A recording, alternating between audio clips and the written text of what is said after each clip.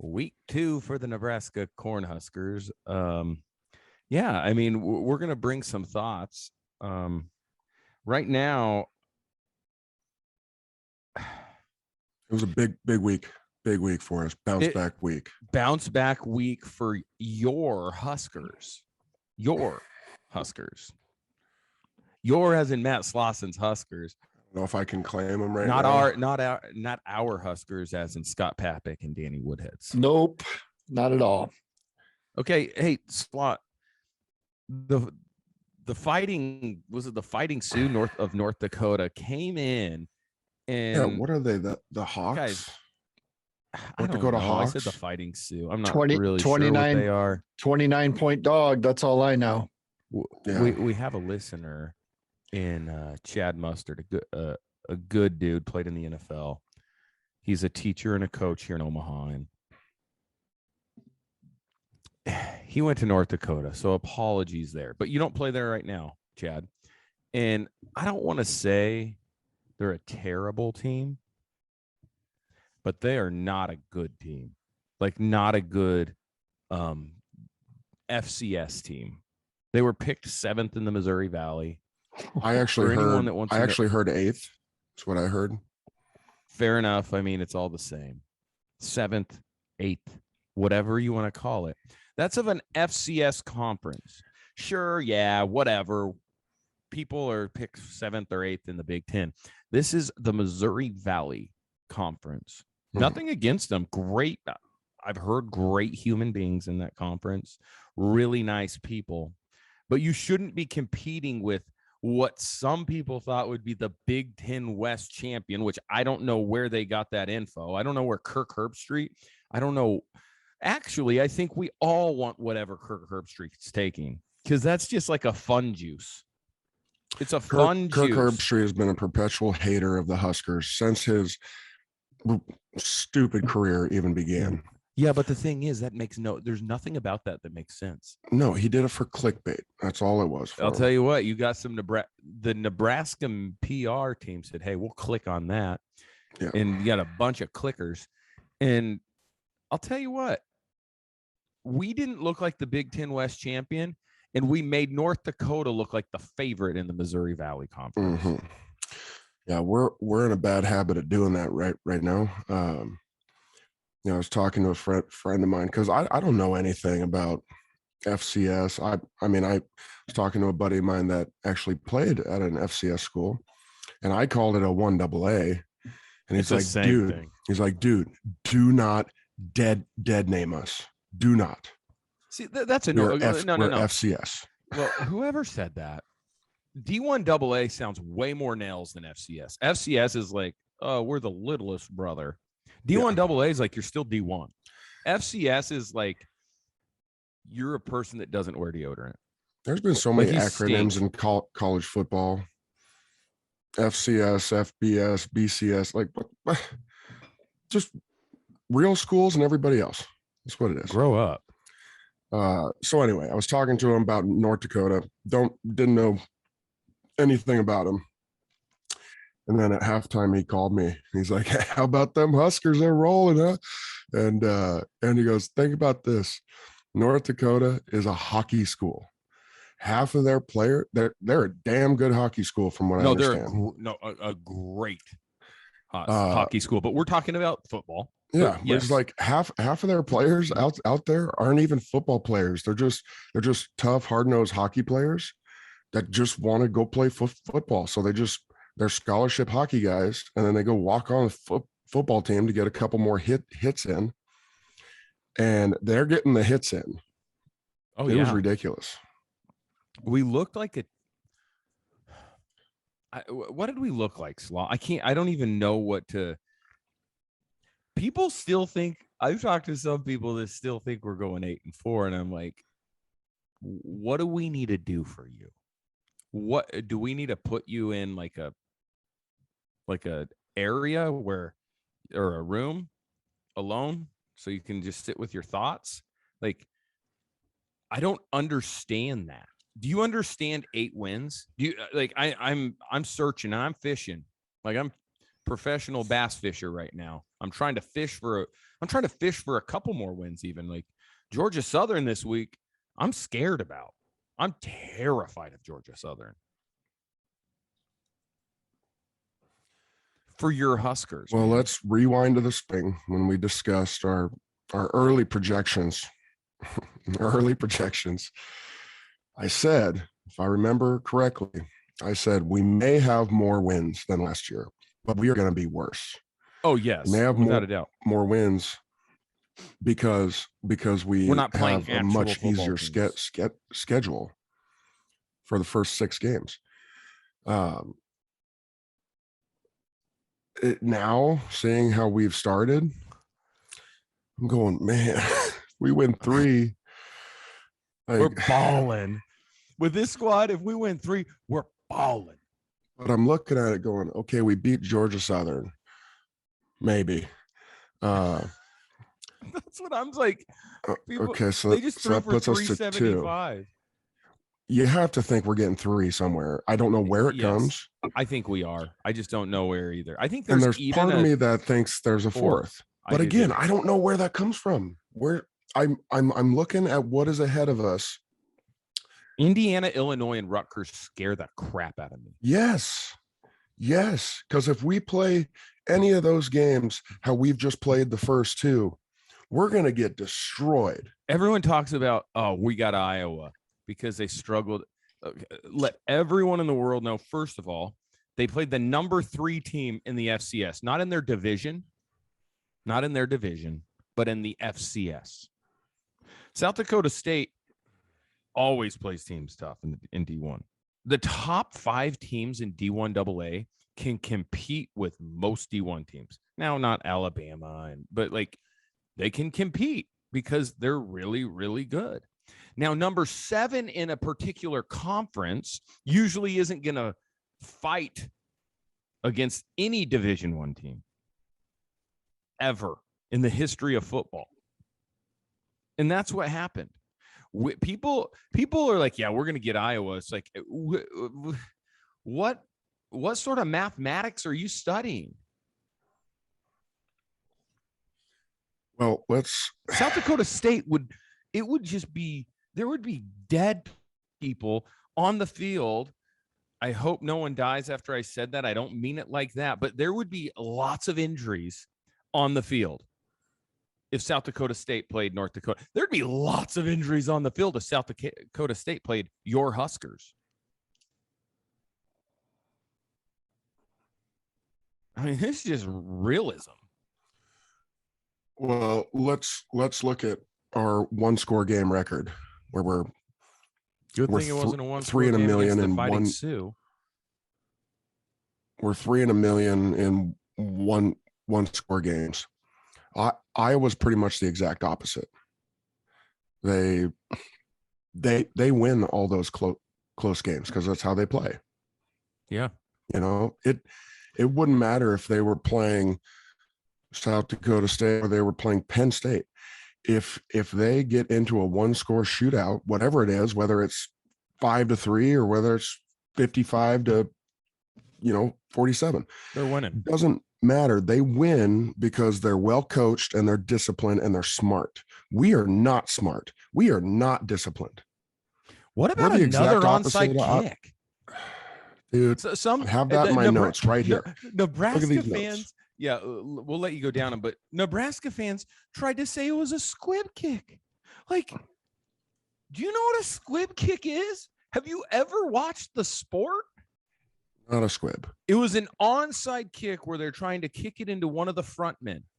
That's exactly what it was. Anyone that's trying to believe some announcer that has never played football or never really watched it or has a talking head in their ear saying, hey, call it a squib kick. We got Nebraska PR on us. Please just call it a squib kick, squib kick, squib kick. It was not a squib kick. There was nothing that resembled a squib kick. Are we the Nebraska fighting onside kick Huskers? Moronic. Slog, go down your list. Go down your list of just anger I'm starting to get really annoyed with some of the stuff. I'm getting annoyed with people talking about it that don't know anything about the game. And it's like, come on. Stop listening to the Lincoln Journal Star, Omaha.com. Those guys did not play. They're just having fun. They're having fun talking about the game and knowing they're going to get clicks and getting guaranteed clicks because Huskers.com told them what to write, and they're getting Huskers.com and their boosters are all clicking multiple times to make sure they get clicks. Like, this is just stupid. Yeah, I'm switching over my phone because my internet sucks. But you look great. You look awesome. Okay. So the onside kick or squib kick, whatever the hell you want to call it, it was an onside kick. That was Scott Frost saying "fuck you" to everybody. He says, "I know more about football. Get off my back." So I'm going to prove a point and do another onside kick. Terrible, terrible call again. Stupid stuff like that is going to get us beat if we're lucky enough to be in an important game where the thing's tight. That is bad game management, but that's all he's shown for the last four and a half years is that. Bro, last week I said something. I made a comment and I was shying away from it. I was like, that's a little much, Danny. Don't do it. I was like, yeah, maybe he's just trying to get the extra 7.5 in the buyout. Trying to get fired before that.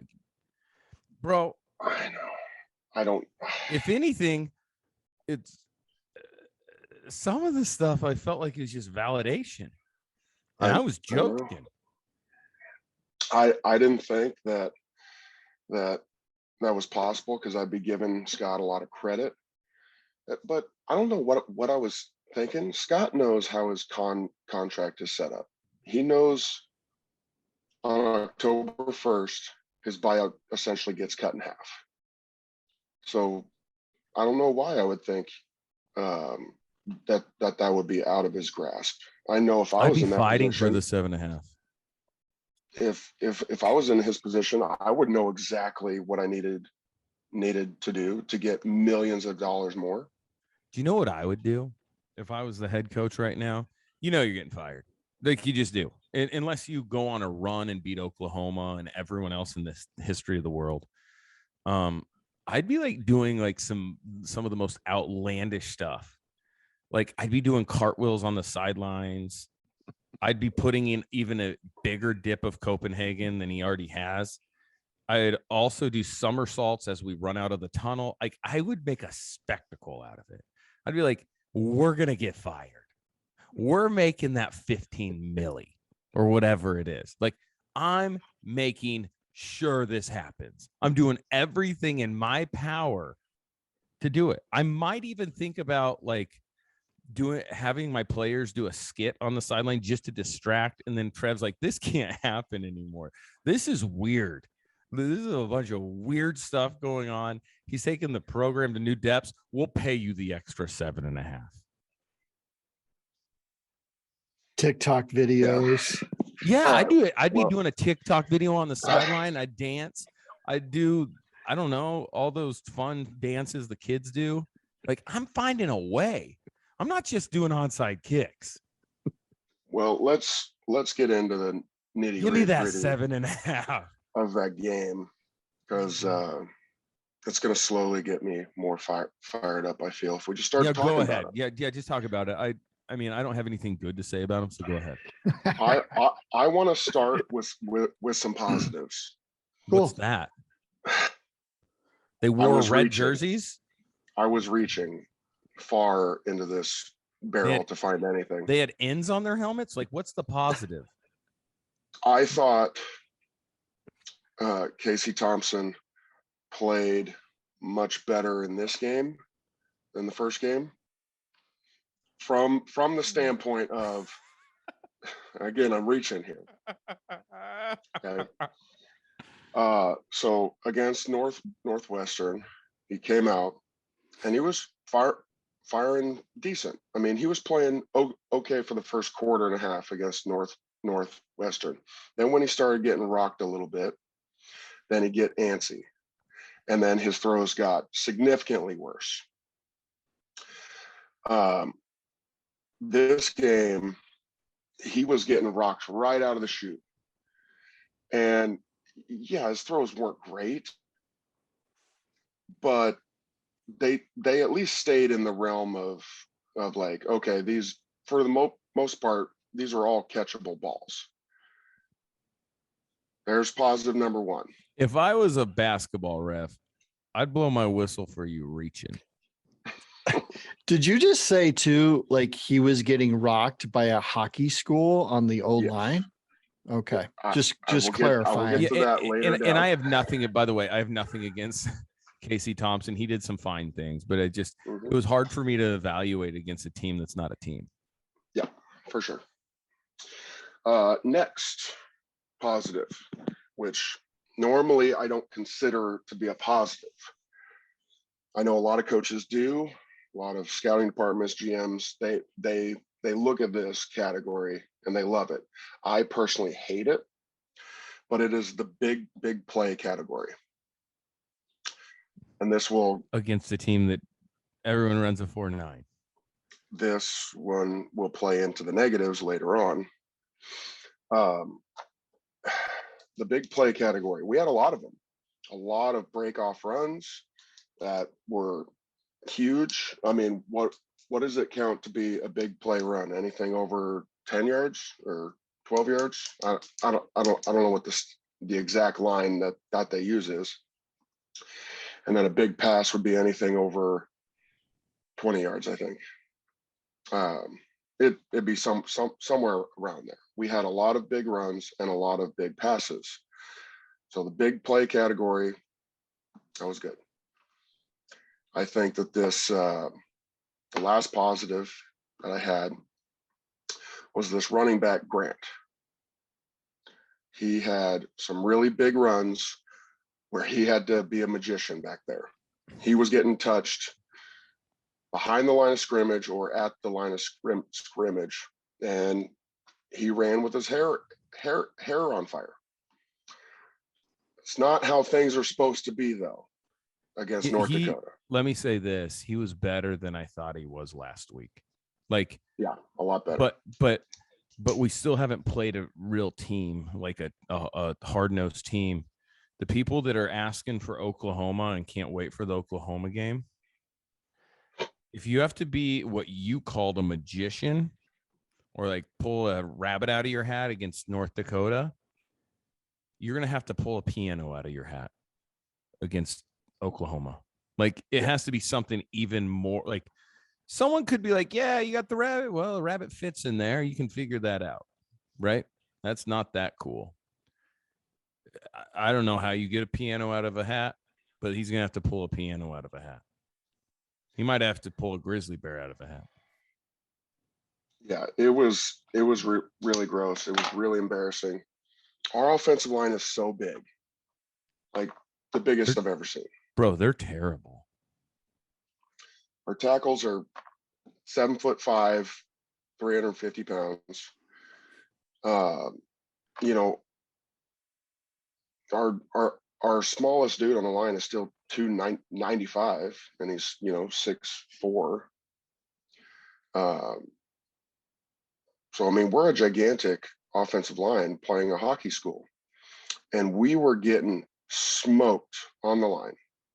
Grant was getting hit in the backfield, and he was having to juke and spin and whatever. I mean, the cutbacks were ridiculous. Cutbacks, Woody, you know what it's like playing a back. You know what a cutback is. Those were not cutbacks. There was him, Grant, going to where he was supposed to go and going, oh crap, I have to reverse field now. And then he'd rip off 60 yards. That isn't really a cutback to me. Okay, so we got the positives out of the way. Negatives. Let me start with my guys, my crew, the offensive line. We are vastly worse than last year. I said this in the spring. I said losing Cam Jurgens would be a huge hit to us. But I said the rest of the crew, even though they were really bad last year, they'll get a little bit better just with another year of experience. I was wrong. They didn't get better. You can say they are worse. And it's all the things that I was talking about. Casey Thompson was getting rocked right out of the gate. Our tackles are playing some of the worst football, and you can't be that big and do that. Thompson's going to get hurt.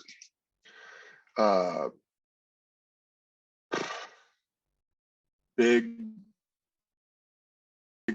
again, as positive, how I view it as a negative is there's supposed to be a schedule of plays, schedule of offense where you're playing normal football, where you're getting 3 yards on first down, getting 5 yards on second down, and now you got third and 2. That's normal on schedule football.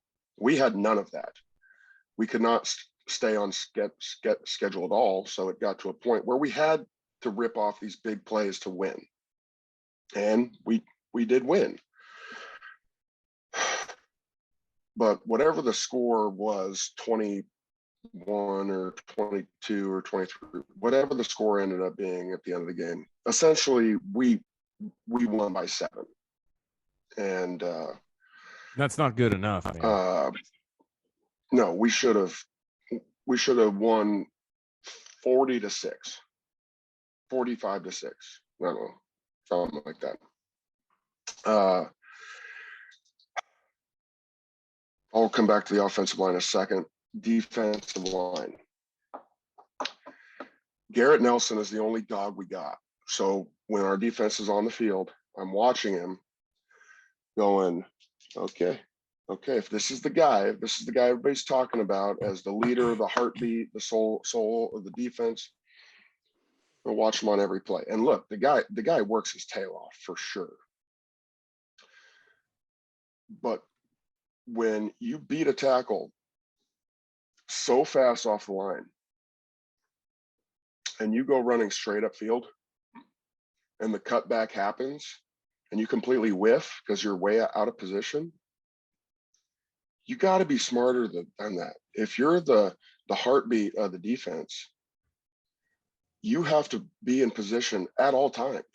You can't afford to make mistakes. You can't afford to have a my bad.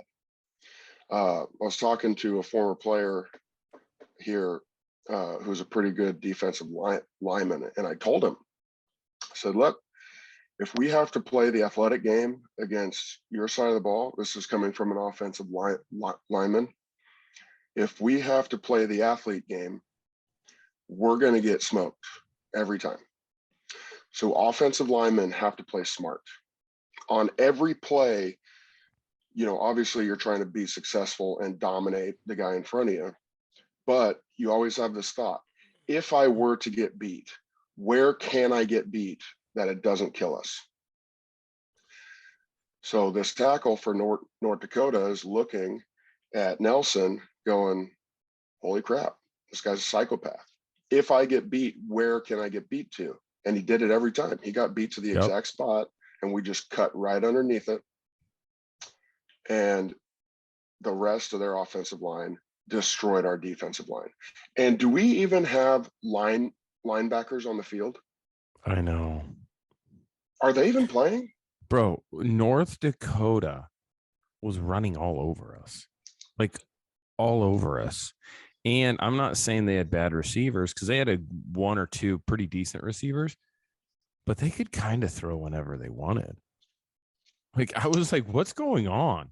Like, what's going to happen if we play a team that's actually gifted on offense? Northwestern's not like known for their offense ever, but they had a bad offense last year and they threw it all over the yard on us. Like the amount of gotta have it plays that our defense had to stop them on 3rd and long or 4th down. It's crazy. and it was like an easy layup for him. Next on the list of negatives, missed tackles again. Oh my gosh. Could we miss any more tackles behind the line of scrimmage? I don't know how many times Missed there was like a tackles right 4-yard loss and it was a 4-yard gain. If we think we can tackle like this against Oklahoma, Or even Georgia Southern. yeah, I don't know anything about Georgia. Yeah, I don't know anything about them either, Southern. but they're going to be I better. can't imagine Georgia Southern's a hockey school. So not in the South. We can't tackle. We can't tackle like this. We can't tickle like this. Scott did just come out and say the big emphasis this week in practice will be ones versus ones all week. One offense versus one defense. I hate that. So that way, I think because how are you going to game plan? You have to game plan. You have to game plan. You should have been doing ones versus ones all camp, like the NFL does. Yes. I was a part of a team in the NFL one year that they did that all year. All year long, we do ones on ones. Not every period, but you'd make sure you had a ones on ones period. Yeah, his belief was competition breeds success, iron sharpens iron, whatever. He got fired immediately. That's what happened. Because we were terrible. Because we couldn't game plan anybody. And exotic blitz pickup gets pretty tricky when you're facing a defense all week that runs none of those blitzes. Oh, you'd run more than just one period? Yeah, it'd be the whole practice. That's the dumbest thing I've ever heard. Our game plan was you're joking me. Post-practice walkthroughs. That was our That's game the plan. Dumbest thing I've ever heard in my entire life. Mm-hmm. Well, that's why he got fired immediately. Fair enough. So now Scott's going down this road, seeing if that works. It's like throwing bologna at a wall and see what sticks. So that's where we're at now after week 2. Can you imagine how much bologna's on the floor right now? Oh my God. Nothing's sticking. Okay. D-line check. Missed tackles check. Onside kick check. Okay, now let's talk about scheming of this new offensive coordinator we got. That's supposed to be this all-world play caller. What the hell's his name? Whipple. Yeah, Whipple. Okay. What'd you call him? Rookie? I don't know. Oh, Wookie. It's not a Star Wars character, bro. Yeah. Okay. So look. I do believe Whipple's a better play caller than Scott. Oh yeah. At least yeah. I'll give him that. But there was one play that super pissed me off. Danny, we already talked about it during the game. The first sack fumble, the first quarter. The first shot that almost took Casey out of the game. That was partially your boy's problem, though, too. He should have at least had an idea. It was a right tackle. He should have at least had vision, that feeling someone's coming. But go ahead. Yeah, for I'm sure. just saying because Casey Thompson was your MVP. Go ahead.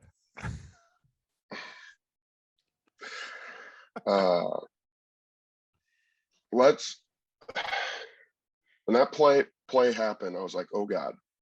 And then I looked at what lineman gave it up. I'm like, wait a minute. What the fuck is Prohaska doing on the right side? He's our left tackle and the worst left tackle I've ever seen in my life. Why is he over on the right? Did somebody get hurt and they had to move him over? So I rewound it a couple times. I'm like, oh my God, we are going tackle over, unbalanced line, and doing a drop back pass. Yeah, that's just not. Yeah, it's the worst football decision I've ever seen in my life. When you have a offensive lineman that's struggling, and I'm saying this assuming we only have one that's struggling, because reality is different than that. We have about 4 or 5-ish. Yeah. You're going to take your worst offensive lineman who's having himself a tough day, tough week, a tough life is what he's having right now. You're going to move him over to the other side, put him in an opposite stance. So now his kick foot and drag foot are different. His power punch is different.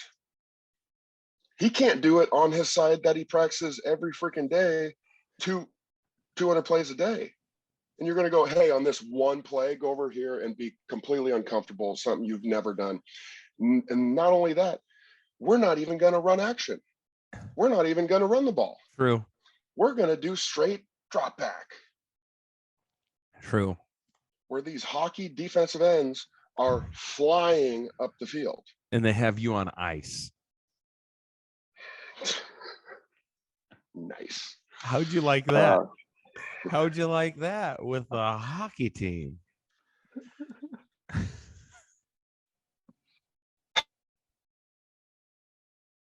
For something to happen. What'd you say? Sorry. What'd you say? I said that's just asking for something bad to happen when you scheme up a play like that. And I've asked some insiders over there. I said, what the hell's going on with that play? And they're like, oh, this is a Whipple thing. He really believes in the unbalanced sets and confusing the defense. Are you serious? And I said, fine. When you run the ball out of that and you run action out of that, but you can't go 5 and 7 step drop. And when you have a good offensive line, you also have to have a good offensive line, Slaw. You do. You know what's gross about it? Is on that play. Everything? North Dakota blitzed on that play. And they blitzed the backside where all we left over there was a tight end in the center was blocking back there.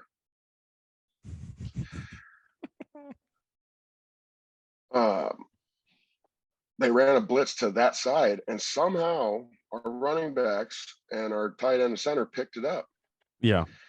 And so the other side that we got smoked on, it's supposed to be our strong side, Denhart and Prohaska, everybody's dropping out over there because we're blitzing the other side, and they still get beat.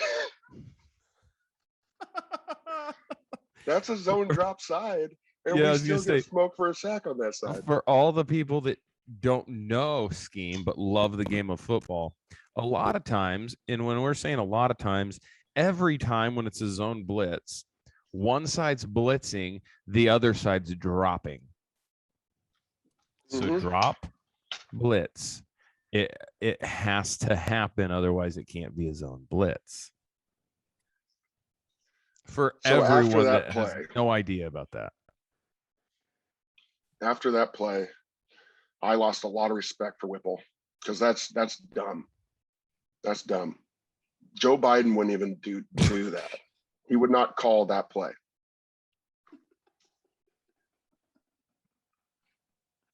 I'm just saying.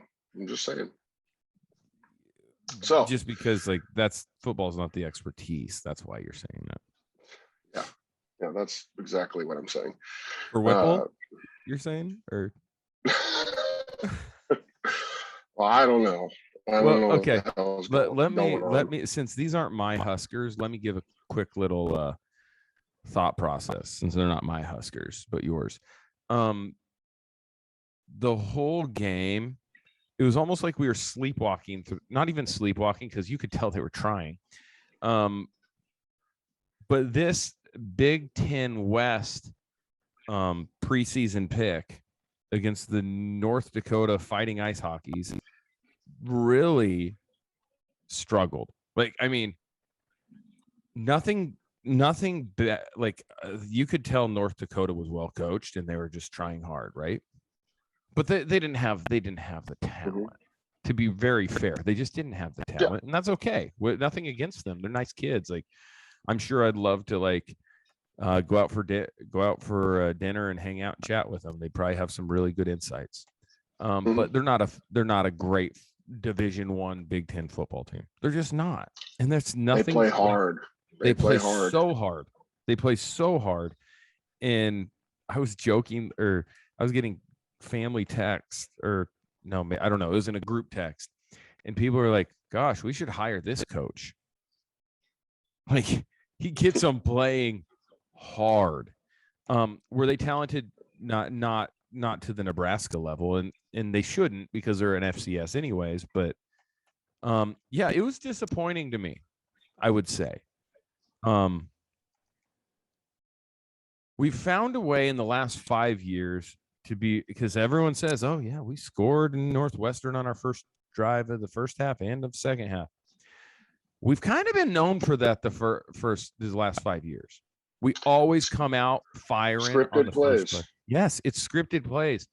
And people that aren't in the football world or haven't played at a, this is nothing bad, but haven't played at a high level or whatnot. There's a thing called scripted plays. It's your first 10 to 20 plays, depending on the staff. Some people have 20, some people have 15, some people have 10. In New England, we had 5, but they were probably the best. Actually, I think it was 4. They were probably the best at adjustments I've ever been around. Well, that's why they're good. I don't even know why you would script more than 5. Because it never made sense to me. You don't know how the game's going to go. Well, and you don't know how many, what's going to happen. Like 5's perfect. You put in 5 different personnel groupings, then you're done. Mm-hmm. But anyways, so we're good at that. It's where we come into the adjustments, and it's like, then it's like we don't know what to do. Like no one knows where to put their hands. Mm-hmm. You know, they're just up in their face like Talladega Nights. Like they don't know where to put their hands. And I'm starting to wonder, is that the problem with our offensive line? They just don't know where to put their hands? Well, that's obvious. I mean, that is obvious. I'm waiting to see some punching going on, and I'm not saying it.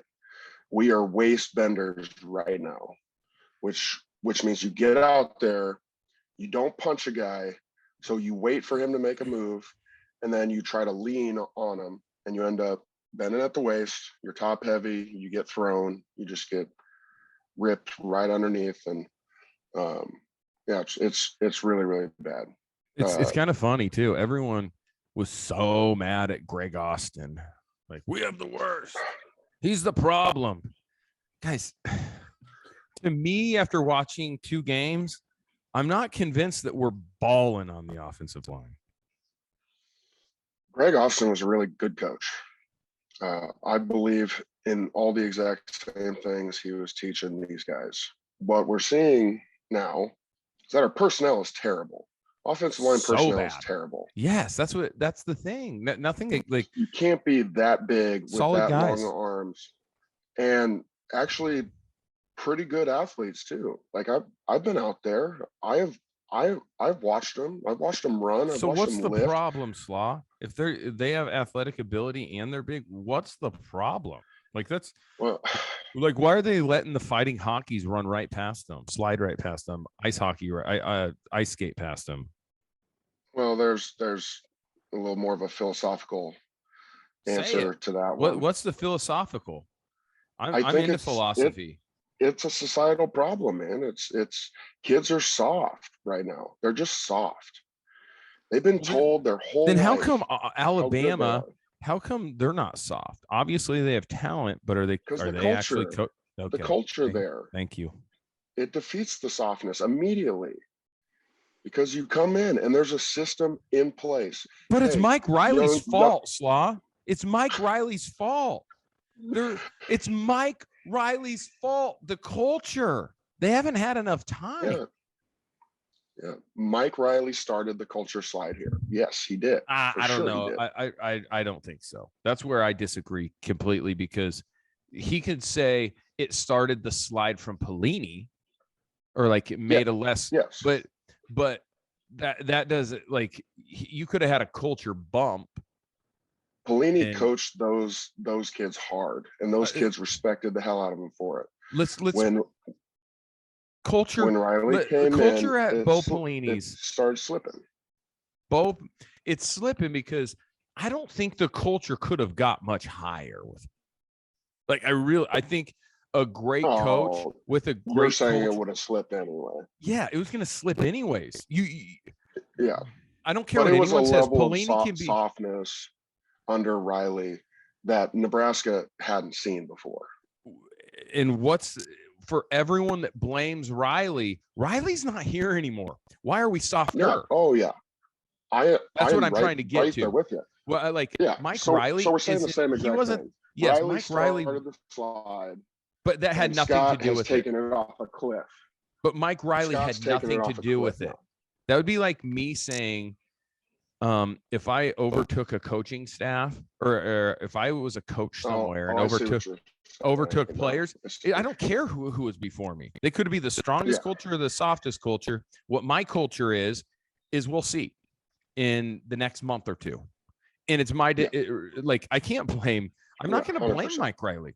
I'm not going to blame Ted Lasso if I coached after Ted Lasso, the soccer team. I'm right there with you. I'm not going to blame. I'm not going to blame it.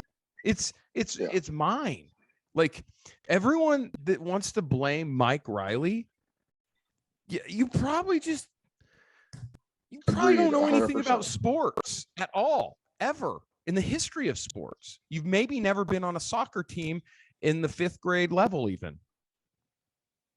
Yeah, I was going to blame Mike Riley is just clown world to me. Order. Yeah, no, but I wasn't trying to blame Mike. No, but what I'm saying is, we're 5 years later. Mm-hmm. I don't think you can blame Mike Riley 5 months later. You set your own culture. You can blame the talent level, but our talent level was arguably just as strong. No, but our talent level might have been stronger early on. Oh, yeah. Yeah, for sure. These are all Scott's guys, his recruiting department's guys. And right now our personnel has never been lower. If we lose to Georgia Southern, who's the first one that cries? It's Mike Riley's fault. Yeah, true that. Okay, anyway. Or Bill Callahan. What is he doing? He's haunting the 2022 Nebraska Cornhuskers. I know. This is dumb. It's dumb. So these kids don't have fear. And when I say fear, what that is a healthy respect of getting disciplined for doing something wrong. In football, you do stuff wrong and you get yelled at for it because you get coached hard. And these kids have zero of that right now. Perfect example, something we haven't talked about yet in the game. Special teams play almost killed us again. That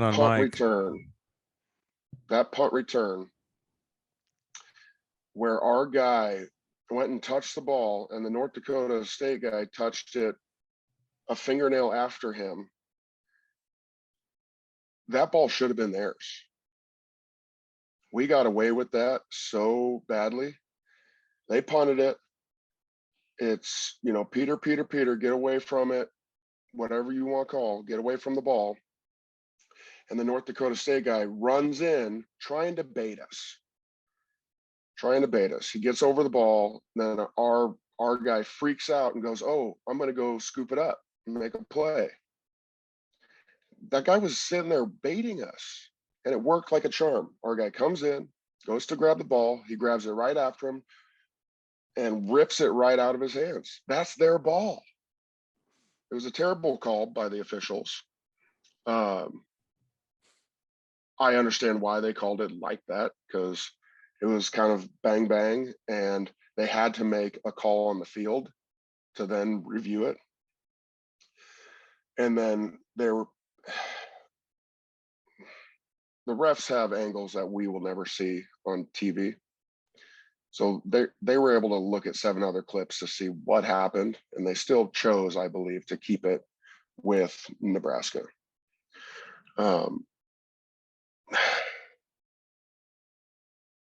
So anyway, that play right there, because I've asked people on the inside about that kid. They said the amount of stuff that this kid messes up on a daily basis in practice and never gets anything for it, never gets talked to, never gets yelled at.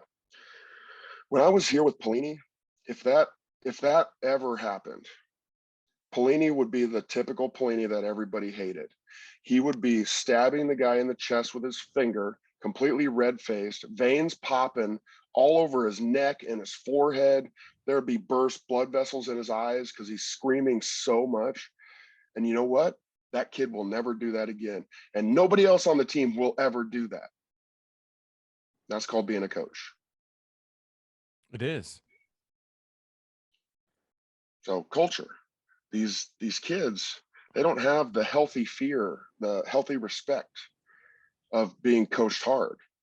Where everything I did was, if I see somebody getting yelled at for doing something, I'm listening and going, I'm never making that mistake.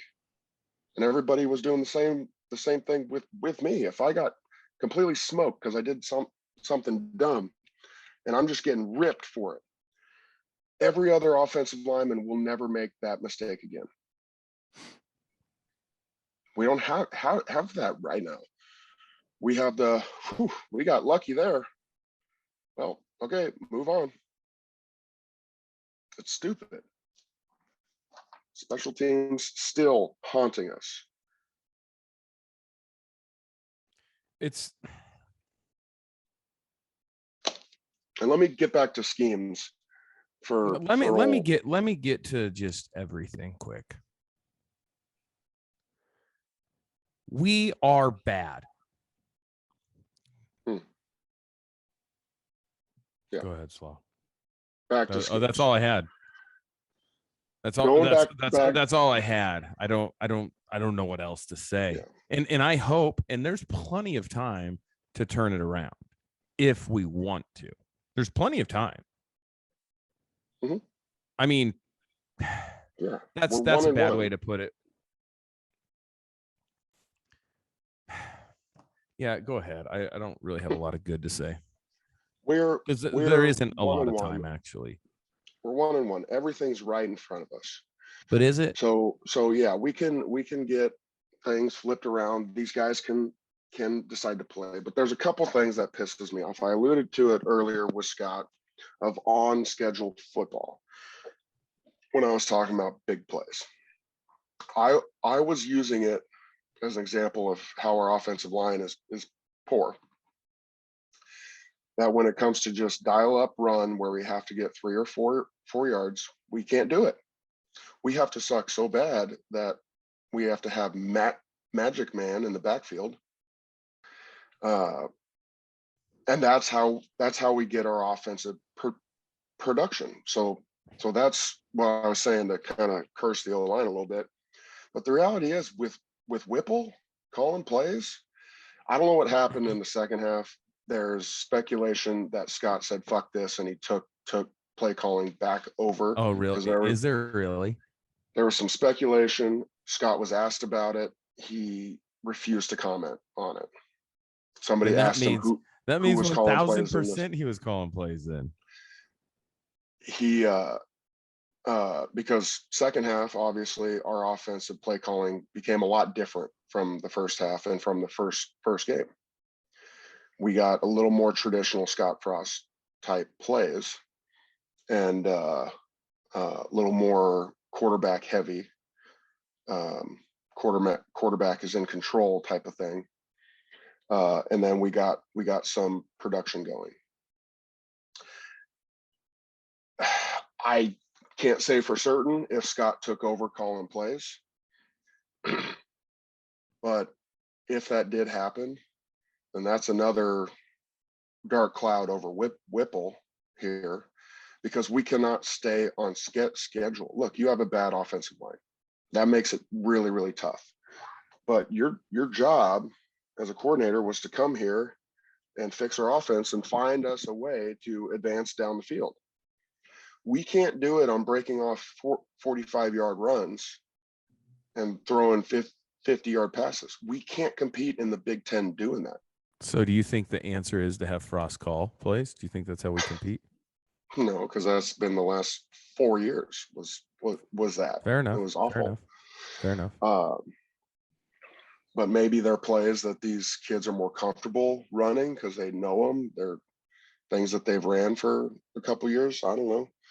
I don't necessarily things get a whole lot better, because if Scott takes over calling plays, we still got a little production against a hockey school. I mean, when we play Illinois, who's a bad team in the Big Ten, it's still going to be different. It's not good enough. A bad team in the Big Ten who'd beat Wyoming 38-6. I don't even know if I like our chances against Wyoming. No, I don't. What happens this week? I mean, we can say all the bad in the world, but what happens this week? I'm saying like about what just happened, but like they have to turn the other page. We just did, I think we lose. We get smoked. If we play how we did this past weekend. Yeah. Because Georgia Southern, I don't believe is a hockey school. They're going to have I think they have players. some athletes. I think they have some athletes. Yes. The game is still decided, I believe, primarily on every team. The game is decided on O-line and D-line. If we play the best we can, like, and they play the best they can, I think we win.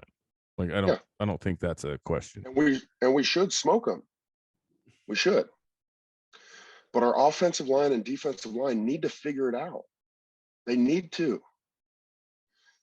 I was talking to somebody last night about this. I've heard grumblings from down there that the culture is so bad and the players know it. The players are upset. The players don't like their coach. Would you be excited if you're barely beating North Dakota? No. I mean, let's just you don't come to Nebraska to eke out a North Dakota victory. But I say this. Never in my football playing career, 23 years of playing football, did I ever fucking trot out there in a game to go play for a coach? Never once. I have had coaches that I absolutely loved and would take a bullet for. And I've had coaches that I hated. It has never changed my perspective on a game. I'm going out there to be successful because I'm being successful for me. I'm being successful for my family. I'm being successful for these guys that I'm grinding with every single day. My friends, my brothers out there on the field. We have gone through just a river of crap to get to that game. Blood, sweat, and tears. I'm going out there for them and playing well for them because we all fought too hard to get there. And I'm playing for my family because they've all fought too hard for me to get there. And I'm playing for me because personally, I fought really fucking hard to get there. So my point is, I can blame Scott for all of this. And frankly, I'd be right because he's the head man. He's in charge of setting everything. But the reality is at some point, these players need to make a decision. It is bigger than them playing for a coach. Way bigger than that. Even if Scott sucked as a head coach, which there's some arguments for that, doesn't matter. You go play. You go play because it's football and you're a kid and that's what you decided to do. It's what you're getting paid to do at University of Nebraska. So it really pisses me off that we're still here talking about the same crap over and over because this offensive line and this defensive line, they can say, oh, they aren't calling plays that's good for us. Doesn't matter. Does not matter.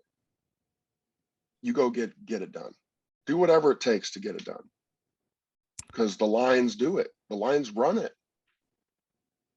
Well, I mean, we'll see what happened. It has been I mean, gosh, it'd be nice if we could get on this podcast and start talking about wins. It's just that has not happened at all.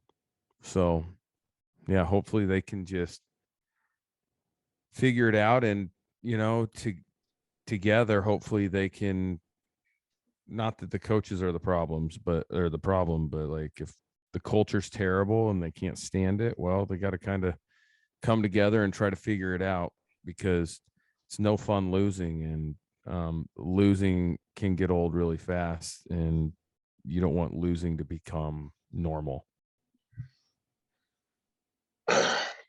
Last thing I want to talk about.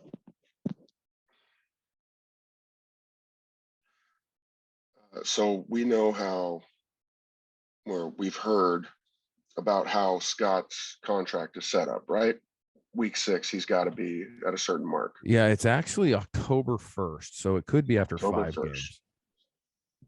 Okay. Well, October 1st is like yeah.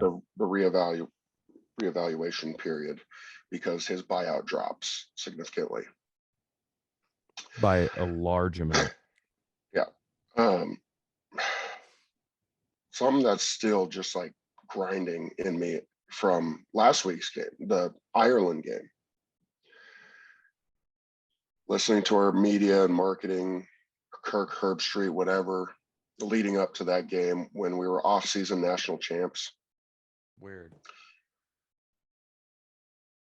And you and I talked about it privately, talking about how terrified we were for that game, considering it being such like a trap game. And something I wasn't even thinking about, which was just how Scott's contract is set up. With all that rolled in together, Scott had to know that game was the biggest game of He's his ever career. coached. Biggest game. That was a conference rival. It was week 1, international game, but it was a conference game, straight out of the books. When you have 6 weeks is all you have to be a coach here. As far as you know, Scott, as far as you know, you have guaranteed 6 games to be a coach here. And your first conference game, you just shit right down your leg. That realization that I had just made me so mad. This state deserves better. These players deserve better. That was his biggest game of his career as a Nebraska coach, and he screwed it up. And it makes the Oklahoma game that much bigger, because if he wins all the other games, the Oklahoma game is kind of like, okay, if we lose but win the other ones, I think we're all right. Whereas now the Oklahoma game is like stake in the road, right? He has to win Oklahoma now to keep his job after October 1st. I mean, everything's kind of must win. Yeah. I mean, he must win this. I mean, because then the Oklahoma game doesn't matter if he doesn't win this Georgia Southern game. Yeah. Scott Frost's career is in playoff mode. That's crazy, being this early in the season in playoff mode. Mm-hmm. Yep. Oh, by the way, drop I one know and Nebraska fans, you thought we were making the college football playoff. We're not talking about that. Yeah, different playoff. Meaning, you want to advance, Scott, you got to win every week.